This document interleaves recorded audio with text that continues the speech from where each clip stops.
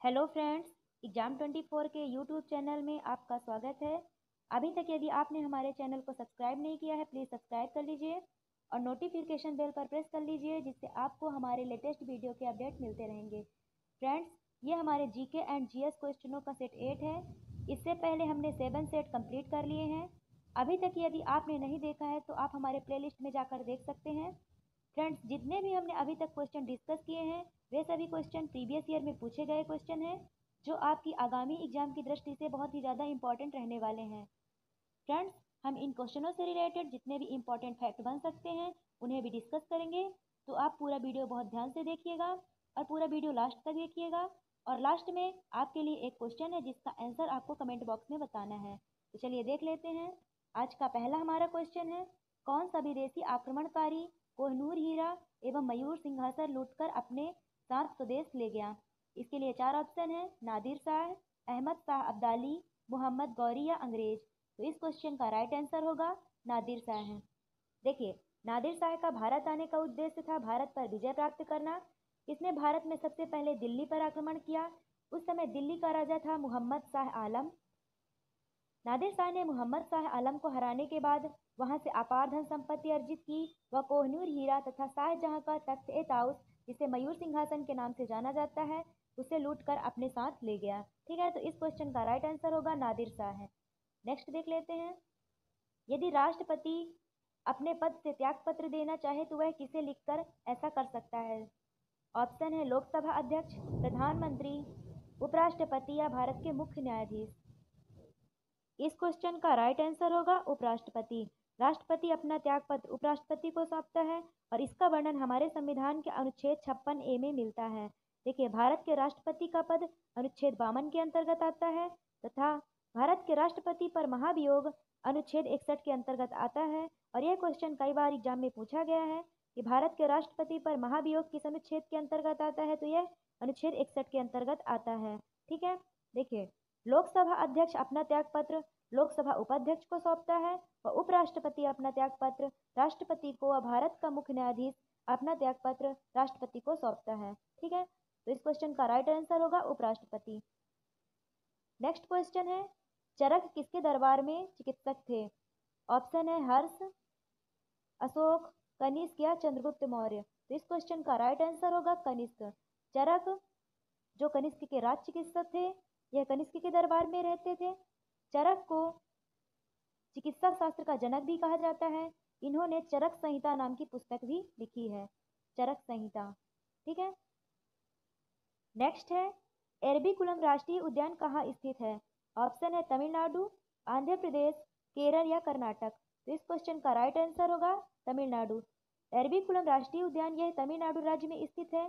देखिए, तमिलनाडु की राजधानी है चेन्नई। यहाँ से एक इंपॉर्टेंट क्वेश्चन पूछ लेता है, मीनाक्षी मंदिर कहाँ स्थित है? तो मीनाक्षी मंदिर मदुरई में स्थित है। मदुरई यह तमिलनाडु में स्थित है। ठीक है, नेक्स्ट देख लेते हैं। गांधी इरविन समझौते पर हस्ताक्षर कब हुआ? इसके लिए 4 ऑप्शन है। इस क्वेश्चन का राइट आंसर होगा 5 मार्च 1931। गांधी इरविन समझौते पर हस्ताक्षर 5 मार्च 1931 में हुआ था। ठीक है, यह समझौता गांधी व लॉर्ड इरविन के बीच हुआ था। इसके तहत कुछ प्रमुख बातें हुई थी, जिसमें से प्रमुख हैं, हिंसा के अपराधियों को छोड़कर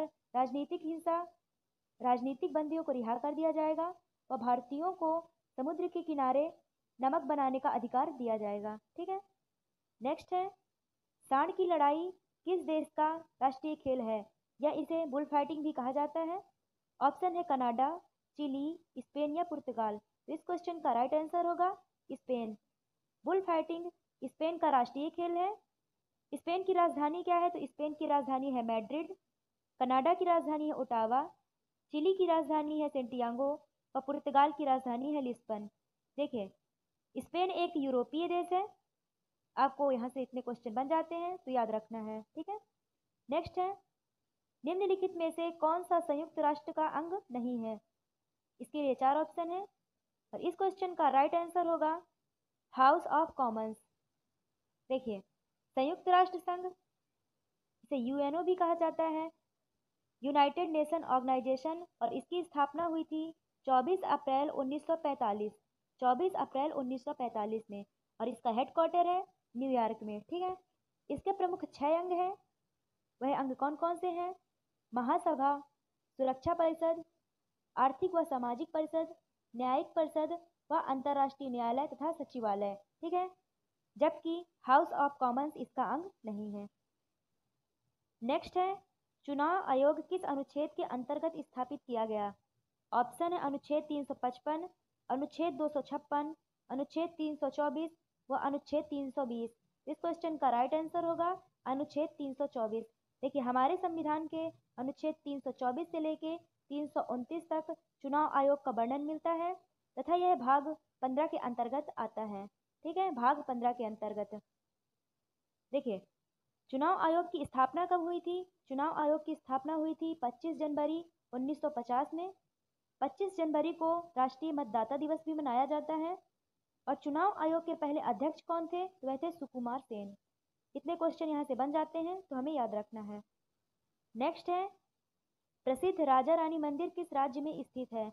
ऑप्शन है कर्नाटक, ओडिशा, केरल या तमिलनाडु। तो इस क्वेश्चन का राइट आंसर होगा ओडिशा। प्रसिद्ध राजा रानी मंदिर ओडिशा के भुवनेश्वर में स्थित है। नेक्स्ट है, मोनालिसा का सुप्रसिद्ध चित्र किसने बनाया था? ऑप्शन है Michael Angelo, Leonardo da Vinci, Picasso या वैन गोग। तो इस क्वेश्चन का राइट आंसर होगा लियोनार्डो दा विंची। नेक्स्ट है, देश की सशस्त्र सेनाओं का सर्वोच्च कमांडर इन चीफ है। ऑप्शन है रक्षा मंत्री, प्रधानमंत्री, तीनों सेनाओं में वरिष्ठ चीफ व राष्ट्रपति। इस क्वेश्चन का राइट आंसर होगा राष्ट्रपति। देश की सशस्त्र सेनाओं का सर्वोच्च कमांडर इन चीफ राष्ट्रपति होता है। नेक्स्ट है, स्वतंत्र भारत के प्रथम लोकसभा अध्यक्ष कौन थे? ऑप्शन है Shrimati Sarojini Naidu, Frank Anthony, KM. Munshi व जी.बी. मावलंकर। इस क्वेश्चन का राइट आंसर होगा जी.बी. मावलंकर। स्वतंत्र भारत के प्रथम लोकसभा अध्यक्ष थे जी.बी. मावलंकर। ठीक है, जी.बी. मावलंकर का पूरा नाम था गणेश वसुदेव मावलंकर। जवाहरलाल नेहरू ने इन्हें लोकसभा के पिता की उपाधि दी थी। देखिए, लोकसभा अनुच्छेद 81 के अंतर्गत आता है। इसे निम्न सदन के नाम से भी जाना जाता है। लोकसभा सदस्य बनने के लिए उम्र होती है 25 वर्ष और लोकसभा सदस्यों का कार्यकाल होता है 5 साल।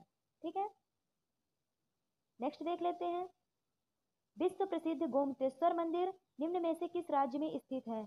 ऑप्शन है कर्नाटक, गुजरात, पंजाब या पश्चिम बंगाल।